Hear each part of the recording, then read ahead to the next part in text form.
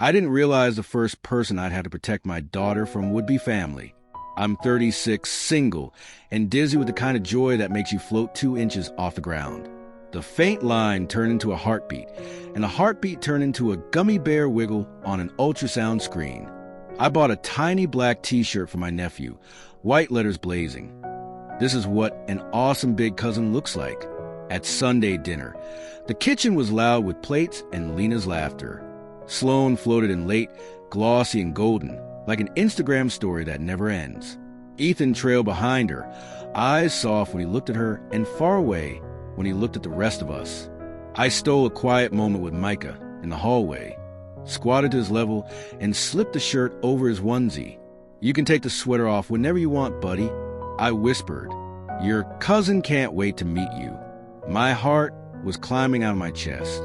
Halfway through dinner, Micah tugged off his sweater and smacked 2 tiny hands on his chest like a superhero reveal. The shirt did its job. Lena squealed first. Dad sat forward. Mom clapped. And then Sloan pressed her palms to her perfectly flat belly and did a breathy gasp straight out of a rom-com. People froze. And in the silence, she smiled, eyes glistening, and gave a tiny "oh my gosh." The room detonated. My mother's chair scraped. "Sloan," she shrieked. "My first daughter-in-law. My grandbaby." She grabbed Sloan's hands, which were still on nothing. The air. The dream. Ethan blinked at her like he just lost time. "Wait, are you serious?" he asked, voice cracking. Sloan laughed instead of answering. She gave one of those coy shoulder shrugs that let everyone believe exactly what they wanted to believe. People cheered. Champagne popped. I sat there, mouth open, heart skidding on asphalt. I started to say, the shirt was... And Mom cut me off without looking at me. "Jade, don't make this about you. Congratulate your brother." But that's when everything changed. Because for the first time in my life, I didn't swallow it. I didn't paste on a smile. I stood up, pushed my chair in like I was tucking away a part of myself, and went home. My phone blew up the second I shut my door. "Mom, you were rude. You owe Sloan an apology." "Dad, let's talk tomorrow." "Lena, what just happened?" "Sloan, you kind of ruined my moment." "Ethan, I don't know what to say." "Call me?" I put the phone face down and cried until the room blurred. The next morning, they called to clarify, which is code for gaslight with smile. Sloan admitted she wasn't pregnant. She just wanted to feel what that moment was like, since she may never have kids. Mom offered to redo dinner, promised to act surprised, like we were fixing a typo, not a betrayal. I said no. The text pivoted from apologies to accusations within 5 minutes. "You're selfish, Jade. Don't you want us to make it right? Make it right? You can't unsteal a first." I decided to go low contact. Little did I know, the next time my phone lit up, it would be with a baby shower invitation from the thief herself. I spent the next few weeks learning the way to quiet. No group chats. No shared memes.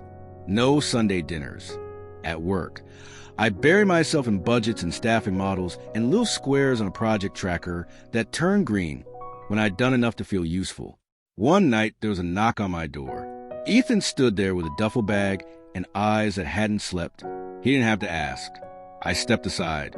He crashed on my couch for 3 nights, silent except for the way he hugged the blanket to his chest like a life jacket. We watched old movies. I made pasta. He didn't bring up Sloan until night 3. "She says it was a joke," he murmured, staring at the ceiling. "It went wrong. I love her, Jade." There are moments you can feel your sibling slipping through your fingers like sand. I wanted to shake him. Instead, I said, "I love you too." He left the next morning with mumbled thanks and a "we'll figure it out." And I let him go. I chose my baby. I chose peace. But that's when everything changed. An email landed in my inbox. "Join us. Sloan and Ethan's gender reveal Zoom party." The invite glittered with pastel confetti, blue and pink hearts, and a balloon graphic that might as well have said, "We're actually pregnant now, and you're invited to clap." I stared at it until the text doubled. My hand hovered over decline. I should have clicked it. I truly should have. Instead, I messaged Ethan. "Congratulations. I'll be there. Because even when you know the stove burns, some part of you keeps reaching for the warmth. Zoom filled with Brady Bunch squares. Co-workers, cousins, extended friends. My parents were head-to-toe blue, like sports fans in a championship. Sloan wore a blush dress, Ethan a blue polo. Everyone took turns saying whether they thought it was a boy or a girl. I kept quiet. I wore pink because it was the only dress that fit. Sloan held a giant black balloon speckled with question marks. She smiled, the practice kind that doesn't wrinkle your eyes. Ready? She asked. The chat exploded with emojis. She popped the balloon. Blue confetti rained over their living room. My mother cried. Full body shook. The Carter name continues, she yelled, like we won a dynasty. Ethan's grin was real in a way I hadn't seen in months. He didn't look at Sloan. He looked up like he could see the future. I wanted to be happy for him. I tried. Then I unmuted. Congratulations on your little boy, I said. His cousin can't wait to meet him. That's when Sloan's face cracked. Her eyes flared. Her smile vanished. She snapped. Why are you making this about you? What are you even having, Jade? Huh, you've been so secretive. Is it a girl? Is that why you were pink? The chat froze. My parents didn't say a word. Ethan stared down. Someone coughed. Sloan kept going, voice rising like a siren. You're jealous. You've been jealous since my moment. Just tell everyone what you're having. Or do you even know? I did what I should have done the first time. I clicked leave meeting. Peace isn't quiet when a bomb's ticking next door. In 2 weeks, my phone dinged with 40 unread messages. Because Sloan had just found out I was having a girl, and she wasn't done taking from me yet. 2 weeks after the Zoom blow-up, I woke up to a family group chat already at a rolling boil. Mom, a girl? Why didn't you tell us? Dad, congratulations, sweetheart. Lena, OMG Rosie, is that the name? Ethan, call me. I hadn't told anyone, not one soul. I kept the gender to myself like a pearl in a clenched fist. My heart knifed. I called Ethan. He answered on the first ring. She went into your Amazon, he blurted, words tumbling. I'm sorry. I thought I logged out. We watched a show on your Prime when I stayed with you, and the login saved on our TV. She looked at your baby registry and orders. I closed my eyes and saw the order history like a crime scene. The pack of floral onesies, the tiny rose print swaddles, the book goodnight, little sister. I'd set my list to private. But if you're signing on the main account, privacy doesn't protect you from people who don't believe boundaries apply to them. Sloan beat him to my door. Not physically, digitally. She posted a cute story on social. Secrets out. We're getting a niece. Blue and pink hearts. A winky face. She'd med me. Oops. Pregnancy brain. Thought your list was shared. At least now the family knows. We should do a joint reveal. It'll be fun. I lost it. Me. You broke into my account. Sloan, dramatic. It was already logged in. Me. You stole my news. Again. Sloan, again? Girl, it was a joke last time. Get over it. Me. I'm naming my daughter after great-grandma Rosalind, and you will put respect on her name. She sent 5 eye-roll emojis and a voice note I refuse to play. That's when everything changed. I drew a line so dark you could see it from space. I told Ethan I was done. I told my parents that they defended her. They could enjoy a quiet holiday season without me. And I started therapy with Dr. Patel, who said, you can love people and keep them out of your living room. I also told nobody the name. Not Lena, not Monica, not Mrs. Green who brought me lemon bars and whispered, honey, you're doing the right thing. I kept Rosalind locked in my ribcage. So imagine my face when Sloan began texting me lists of dibs for girls' names every morning like she was reserving beach chairs. Harper, Ava, Luna, Rosalind. Sloan, dibs on Rosalind. If I ever have a girl, that's mine. Me, you're having a boy. Sloan, you never know until the baby is born. I blocked her for a week. She slid through on Ethan's phone. I blocked that, too. My parents tried a gentle intervention. Family is family, Jade. Exactly, I said. which is why you should care that she keeps ripping pages out of my story. Labor was coming. So was Sloan. With a name tag, she made herself. Labor is the only time you can both curse the universe and thank it in the same breath. 8 hours in, the hospital room glowed soft and soundless except for the monitor and my groans. Monica sent flowers. Lena texted a selfie in the parking lot with Micah and a handwritten sign. We love you. Ethan messaged me. We're thinking of you. I'm sorry for everything. At 3:12 a.m., my daughter arrived, fist clenched like a warrior, voice furious and perfect. I fell in love, so hard it hurt my teeth. Hi, Rosalind. I breathed. Hi, my Rosie. I texted the family. She's here. Rosalind May Carter. 7 pounds, 2 ounces. We're okay. Then I set my phone down and kissed her forehead until it was damp. An hour later, Sloan posted a story. A photo of a pink blanket from Google with Welcome Gilly across it in glitter font. Caption, my own special nickname for my niece. Hashtag Anna Love. Gilly, if her name were Grace, and someone decided to call her Gerbil, I texted her exactly once. Do not call my daughter Gilly. Her name is Rosalind. Nickname Rosie. That's it. She heart reacted to my birth text, left my boundary on read, and never deleted the post. I spent the next week in a haze of milk and little stretches and the soft huff of newborn sleep. I let my phone die on purpose. I learned Rosie's face like a map. Eyelash, dimple, the slanter smile that looked exactly like the sepia photo of great-grandma Rosalind on my bookshelf. 1 week postpartum. I felt strong enough for visitors. I set rules. No one kisses a baby, wash your hands, and call her by her name. Easy, right? That's when everything changed.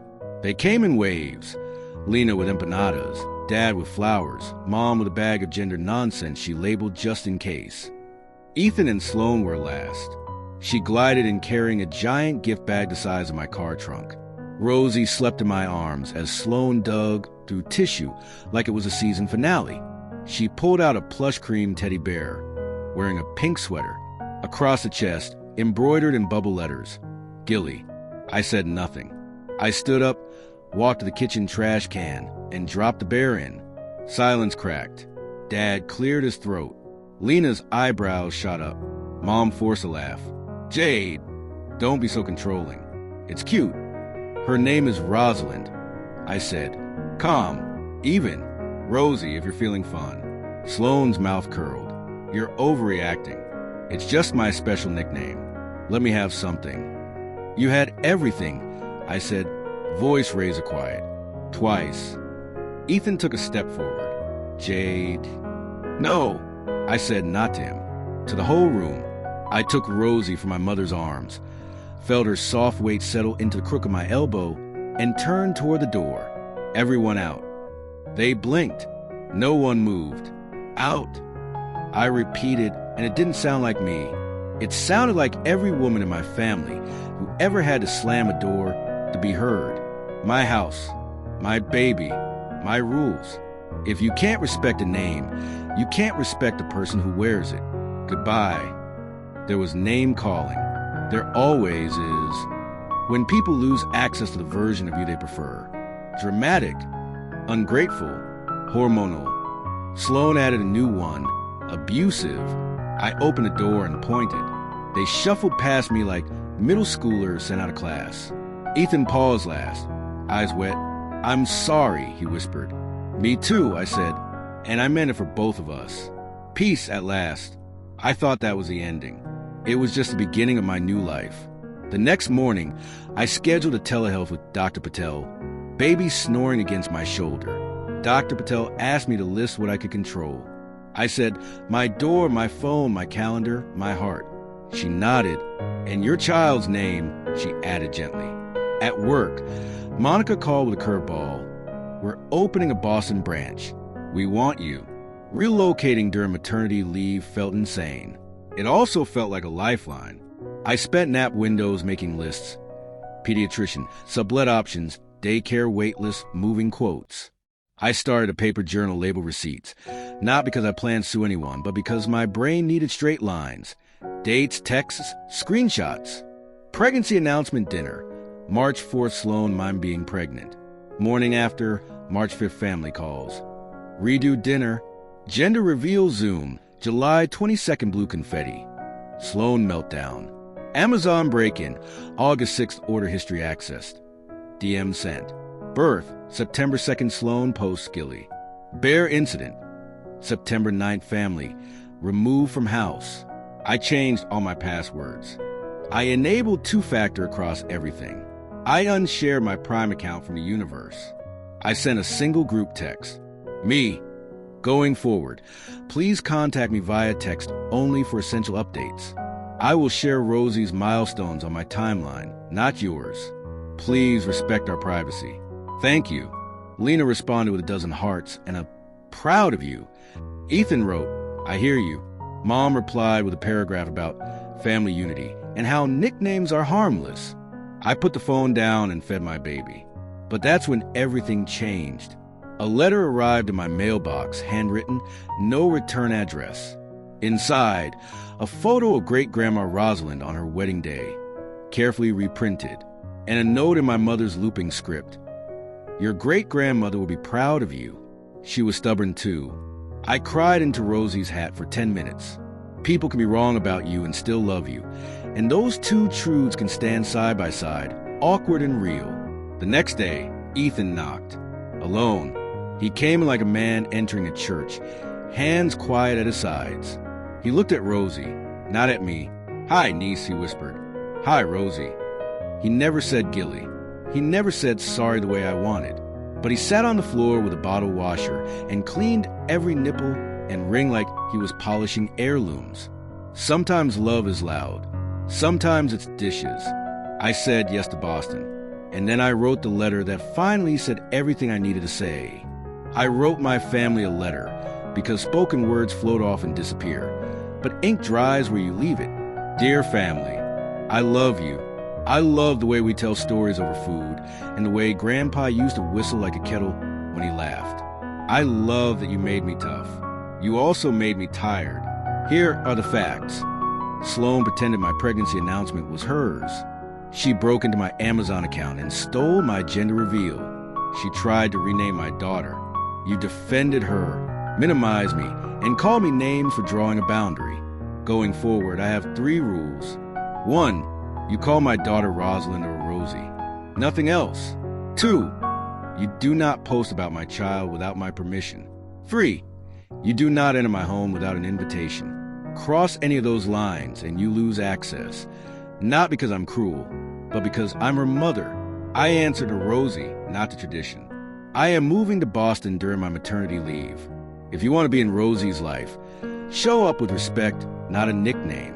Love, Jade. I printed it, put it in matching envelopes, and mailed one to every address I had. It wasn't about the drama. It was about the record. Sloan posted a story the next day, a quote card about toxic people and boundaries are abuse. I didn't reply. Lena called crying. You're doing the right thing, she said. It sucks. It did. It also felt like air after being underwater too long. But that's when everything changed. 2 weeks later, I opened my door to find a brown box with no return label. Inside, the same cream teddy bear, sweater removed, a tiny note pinned to its ear in block letters, Rosie. No signature, just the bear corrected. I placed it on Rosie's shelf, not as an olive branch, as evidence that sometimes people eventually choose better. Boston smelled like rain and brick. I found a furnished month-to-month near a park where golden retrievers dragged owners like they were flying kites. I strapped Rosie to my chest and walked until my legs remembered I was more than a vessel. Monica kept my schedule light. Because maternity leave is still work, your body just has a new boss. Mrs. Green FaceTimed once a week to see the baby's cheeks and deliver fresh neighborhood gossip. Dr. Patel stayed on Thursdays at 2 p.m., no matter the zip code. How's your heart? She asked. Quiet, I said. In a good way. Ethan called exactly 3 times that first month. Once to ask how Rosie slept, answer. She didn't. Once to say he and Sloan had a boy, healthy, loud, and perfect. And once to tell me Sloan was in therapy. I didn't hold my breath. But I didn't roll my eyes either. People surprise you. Mom sent a care package with socks for me and a little knit hat with our embroidered on the front. Dad sent a Red Sox onesie that I put on Rosie purely for photo. I texted back with a caption, "We'll allow it." Sloan texted me one line on a Tuesday afternoon while I was in line for coffee with Rosie snoring against my collarbone. I won't call her Gilly again. I typed, "Thank you." Then I put my phone away and ordered a latte because, for once, I didn't need more than that. 6 months later, I flew home for first time with a baby who knew her name.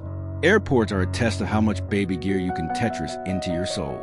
Rosie charmed TSA with her gummy smile and passed out 15 minutes into the flight like she paid for first class. Lena met us at the curb, Michael wiggly in his car seat, and we drove to Mom and Dad's where the porch light glowed the exact shade of childhood. I felt my shoulders hike up to my ears out of old habit. I lowered them. Not today. Inside, the house smelled like cinnamon and 1,000 memories. Mom floated toward us with damp eyes. "May I?" she asked, hands open. I nodded. She took Rosie like a prayer and whispered, "Hi, Rosalind." I don't remember deciding to cry. It just happened. Dinner was normal, not performative normal. Quiet normal. Someone still brought the wrong pie, and Dad still made the same joke he's been telling since before I had teeth. Ethan arrived late, carrying a car seat with a furious burrito inside. He beamed. "Jade," he said, "meet my son, Jack." I met my nephew. He grabbed my finger with a tiny fist. I congratulated them both and meant it. Sloan stood just behind Ethan, face heartbreak soft in a way I'd never seen. She didn't reach for Rosie. She didn't perform. She said, "Hi, Rosie," like she was trying out the word for first time and finding that it fit in her mouth better than she expected. We ate. We laughed. We avoided the minefield. It wasn't forgiveness. Not yet. Forgiveness is a bridge you both have to build from your side. But it was a path through the grass.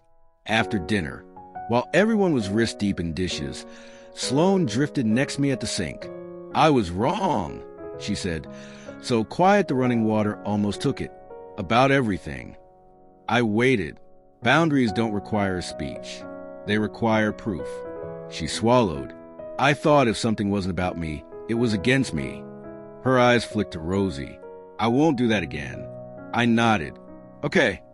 The next morning, a group text lit up with a photo I didn't expect. Proof that my family could learn a new trick. The text came from Dad's number, which usually means a blurry photo of a dog. I tapped it. It was the cream teddy bear on our parents' mantle, wearing a new sweater Mom must have knit overnight. Tiny cranberry red with Rosie across the chest. The caption read, "Welcome home, girls. Sometimes you get your redo. It just doesn't look the way you thought. It's quieter. It fits." I wish I could tell you that Sloan and I became best friends and braided each other's hair on weekends. We didn't. We became something more useful. Women who could be in the same room without setting each other on fire. She sent me a photo of Jack every month. I send her one of Rosie. We both say their names out loud, on purpose. I still live in Boston. The snow hits like confetti from a sky-sized balloon in January, and I walk Rosie through the park. Sometimes I call my mother, and we talk about soup recipes. Sometimes I don't call anyone, and let the quiet do what it does best. Heal. I named my daughter after a woman who didn't bend when the wind howled. Turns out, I inherited more than a name.